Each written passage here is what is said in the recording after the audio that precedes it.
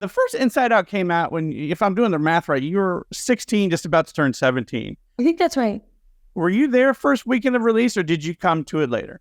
I think I came to it later because I think I was in a time in my life, again, which you could not pay me to return to, the teen years, where I was in the zone where I was like, I'm too old for this kind of thing. Mm-hmm. And it took me some time to get to the movie. I did not see it in theaters. I saw it at home.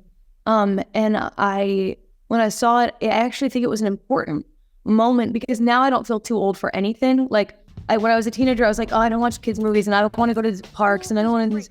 And now I'm like, oh, I want to do all of that. Like, give me the joy, bring me the childhood, bring me the love, you know? And I think that seeing this movie actually kind of reopened my heart to having empathy for my childhood self and having more tools with which to navigate my current emotions and kind of opened my heart back up to not like turning my nose up at the stuff that makes me the happiest. The thing about anxiety and the way she's drawn is it looks like anxiety personified, you know, starting with the frazzled hair and everything else.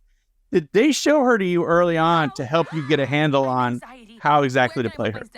Totally. I got to see her even before I auditioned. I got to see the image, which was super helpful. And, you know, I kind of had, in my own life, I have some anxiety. It's not debilitating, but like, you know, like a normal amount, I think. But I created a little character for myself when I'm kind of in that zone so I better can express to the people around me that I know that I'm being silly too, but I'm just a little nervous and like, okay, so we've got to get to the airport 2 hours early. Is that okay? Is that okay? Please.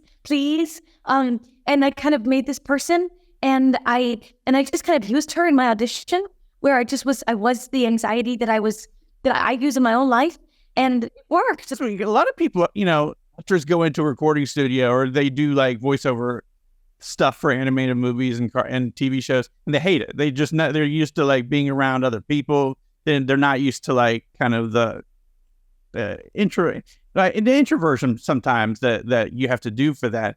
For you as somebody who records music, and for someone, you know, who does a lot of that, was the voiceover stuff? Does it come more naturally? You know, and kind of. I don't know if it has anything to do with the music, but I love voiceover. I love that whole working environment. I love the focus of it.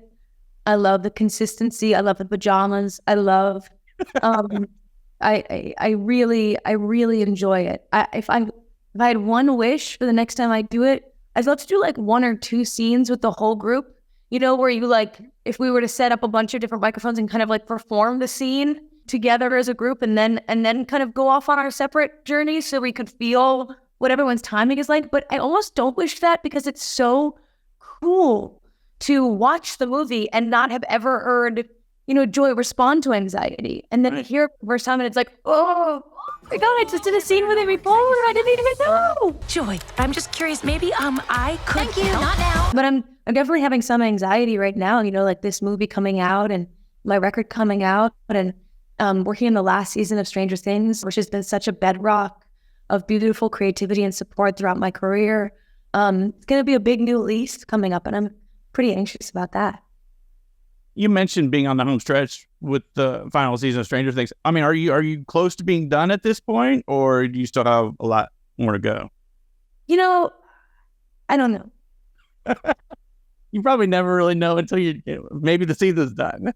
You've been part of this phenomenon for 5 years, you know, playing Robin. What has she meant to you? What has the show meant to you, both as a performer and a person? I mean, obviously you're still in it, but like, you know, when you kind of think about it, you know, her and it, you know, what are those feelings?